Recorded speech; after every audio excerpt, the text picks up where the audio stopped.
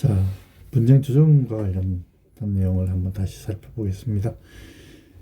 관련 법률 및 시행령을 살펴보면 학교폭력 예방법 제18조 분쟁 조정에 대해서 규정하고 있는데요. 심의위원회는 학교폭력과 관련하여 분쟁이 있는 경우에는 그 분쟁을 조정할 수 있는데, 이러한 분쟁 조정 기간은 1개월을 넘지 못하며 학교폭력과 관련된 분쟁 조정에는 다음 각호의 사항을 포함해야 해요. 피해 학생과 가해 학생 간의 또는 그 보호자 간의 손해배상에 관련된 합의 조정, 그리고 그 밖에 심의위원회가 필요하다고 인정하는 사항에 대해서 분쟁 조정을 실시하게 되고요. 심의위원회는 분쟁 조정을 위하여 필요하다고 인정하는 때는 관계기관의 협조를 얻어 학교폭력과 관련한 사항을 조사할 수도 있게 되는데요. 심의위원회가 분쟁 조정을 하고자 할 때에는 이를 피해 학생, 가해 학생 및 그 보호자에게 통보를 해야 해요. 그리고 시도교육청 관할구역 안에 소속 교육지원청이 다른 학생 간의 분쟁이 있는 경우에는 교육감이 직접 분쟁을 조정하도록 규정하고 있고요. 이때는 2항부터 5항까지 규정을 준용하게 돼요. 그리고 제7항 관할구역을 달리하는 시도교육청 소속의 학교 학생 간의 분쟁이 있는 경우에는 피해 학생을 감독하는 교육감이 가해 학생을 감독하는 교육감과의 협의를 거쳐 직접 분쟁을 조정하게 되고요. 이 경우에도 2항부터 5항까지 규정을 준용하도록 규정하고 있습니다. 그리고 같은 법 시행령 제25조 분쟁 조정의 신청과 관련해서 피해 학생, 가해 학생 또는 그 보호자, 즉 이하 분쟁 당사자라고 하는데, 중 어느 한쪽이 제18조에 따라 법 제18조에 따라 해당 분쟁 사건에 대하여 조정 권한이 있는 심의위원회 또는 교육감에게 다음 각호의 사항을 적은 문서로 분쟁 조정을 신청할 수 있어요. 1호 분쟁 조정 신청인의 성명 및 주소, 보호자 및의 성명과 주소, 그리고 3호는 분쟁 조정 신청의 사유를 기재를 해서 적은 문서로 분쟁 조정을 신청할 수 있습니다. 그리고 같은 법 시행령 제27조 분쟁 조정의 개시와 관련하여 심의위원회 또는 교육감은 제25조에 따라 분쟁 조정의 신청을 받으면 그 신청을 받은 날로부터 5일 이내에 분쟁 조정을 시작해야 하고, 그리고 심의위원회 또는 교육감은 분쟁 조정 당사자에게 분쟁 조정의 일시 및 장소를 통보하고, 그리고 제2항에 따라 통지를 받은 분쟁 당사자 중 어느 한쪽이 불가피한 사유로 출석할 수 없는 경우에는 심의위원회 또는 교육감에게 분쟁 조정의 연기를 요청할 수 있습니다. 이 경우 심의위원회 또는 교육감은 분쟁 조정의 기일을 다시 정해야 해요. 그리고 심의위원회 또는 교육감은 심의위원회 위원 또는 지역위원회 위원 중에서 분쟁 조정 당사자를 지정하거나 외부 전문기관의 분쟁과 관련한 사항에 대해서 자문 등을 할 수 있어요. 그리고 같은 법 시행령 제28조 분쟁 조정의 거부, 중지 및 종료와 관련하여 심의위원회 또는 교육감은 다음 각호의 어느 하나에 해당하는 경우 사유가 발생한 경우에는 분쟁 조정의 개시를 거부하거나 분쟁 조정을 중지할 수 있는데, 그 제1호 분쟁 당사자 중 어느 한쪽이 분쟁 조정을 거부하거나 2호 피해 학생 등이 관련된 학교폭력에 대하여 가해 학생을 고소, 고발하거나 민사소송을 제기했는 경우, 그리고 3호 분쟁 조정의 신청 내용이 거짓임이 명백하거나 정당한 이유가 없다고 인정되는 경우에는 조정을 중지할 수 있다고 규정하고 있고요. 제2항에서 심의위원회 또는 교육감은 다음 각호 어느 하나에 해당하는 사유가 발생한 경우에는 분쟁 조정을 끝내야 한다고 되어 있는데, 그 사유는 분쟁 조정 당사자 간의 합의가 이루어지거나 심의위원회 교육감이 제시한 조정안을 분쟁 당사자가 수락하는 등 분쟁이 성립한 경우와, 그리고 개시일로부터 1개월이 지나도록 분쟁 조정이 성립하지 아니한 경우에는 분쟁 조정을 끝내도록 규정하고 있습니다. 관련 법률 시행이 다시 추가적으로 3호항은 심의위원회 또는 교육감은 1항에 따라 분쟁 조정 개시를 거부하거나 분쟁 조정을 중지한 경우 또는 제2항 제2호에 따라 분쟁 조정을 끝낸 경우에는 그 사유를 분쟁 당사자에게 각각 통보해야 한다고 규정하고 있고요. 같은 법 시행령 제29조 분쟁 조정의 결과를 처리하는 것과 관련하여 제1항 심의위원회 또는 교육감은 조정이 성립하면 다음 각각의 사항을 적은 합의서를 작성하여 분쟁 당사자와 피해 학생 및 가해 학생이 소속된 학교의 장에게 통보를 해야 해요.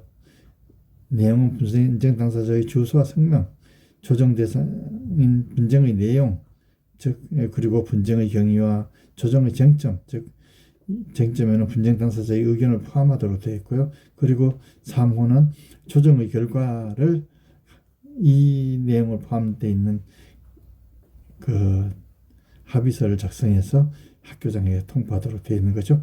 2항은 제1항에 따른 합의서는 심의위원회가 조정한 경우에는 분쟁 당사자와 조정에 참가한 위원이 교육감이 조정한 경우에는 분쟁 당사자와 교육감이 각각 서명 날인해야 한다고 규정되어 있고, 심의위원회 위원장은 분쟁 조정의 결과를 교육감에게 보고해야 한다고 규정되어 있습니다.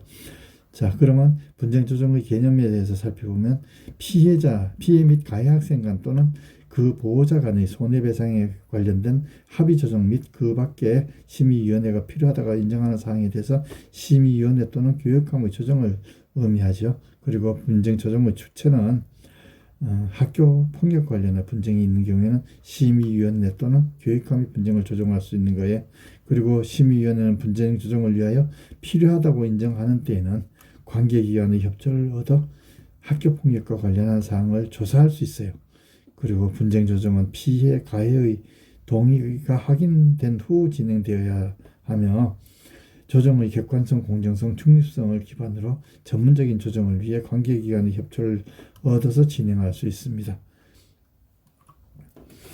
분쟁 조정의 대상은 피해 및 가해 학생 간 또는 그 보호자 간의 손해배상에 관련된 합의 조정, 즉 피해 학생 측에서의 치료비, 위자료 등 금전적 손해에 대한 배상을 요구하는 경우와 가해 학생 측에서 치료비, 위자료 등 금전적 손해배상을 통해 합의하고자 하는 경우, 그 밖에 심의위원회가 필요하다고 인정하는 사항에 대해서는 심의위원회의 조치만으로는 해결이 불가능한 갈등이 있는 경우, 그리고 제3 전문기관을 통한 객관적, 전문적, 공정한 개입이 필요한 경우에 분쟁 조정을 한다는 의미입니다. 그리고 분쟁 조정의 신청은 분쟁 당사자가 신청을 할 수 있고요. 당사자는 분쟁 조정 신청서를 작성하여 심의위원회나 교육감에게 신청을 하는데 그 양식은 5-1을 참고하시면 됩니다.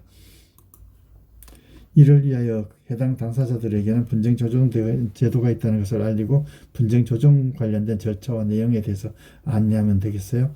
그리고 분쟁 조정의 기한은 심의위원회 또는 교육감은 분쟁 조정의 신청을 받으면 5일 이내에 분쟁 조정을 시작해야 하고 그 조정 기간은 1개월을 넘지 못하도록 되어 있어요. 그리고 분쟁 조정의 관할권은 피해 및 가해 학생이 같은 교육 지원청 소속일 경우에는 심의위원회에서 분쟁 조정을 하고요. 피해 학생 및 가해 학생이 다른 교육지원청 소속일 경우 동일한 시도 교육청 관할일 경우에는 해당 시도 교육감이 분쟁을 조정을 하고요. 관할 구역이 다른 시도 교육청일 경우 각 지역의 교육감 간의 협의를 거쳐 분쟁을 조정하죠. 그리고 분쟁의 거부, 중지 및 통보와 관련하여 분쟁의 거부, 중지는 심의위원회 또는 교육감은 다음에 해당하는 사유가 발생한 경우에는 분쟁 조정의 개시를 거부하거나 분쟁 조정을 중지할 수 있어요. 분쟁 당사자 중에 어느 한쪽이 분쟁 조정을 거부하거나 그리고 가해 학생을 고소 고발하거나 민사소송을 제기한 경우, 그리고 분쟁 조정 신청 내용이 거짓임이 명백하거나 정당한 사유가 없다고 인정되는 경우에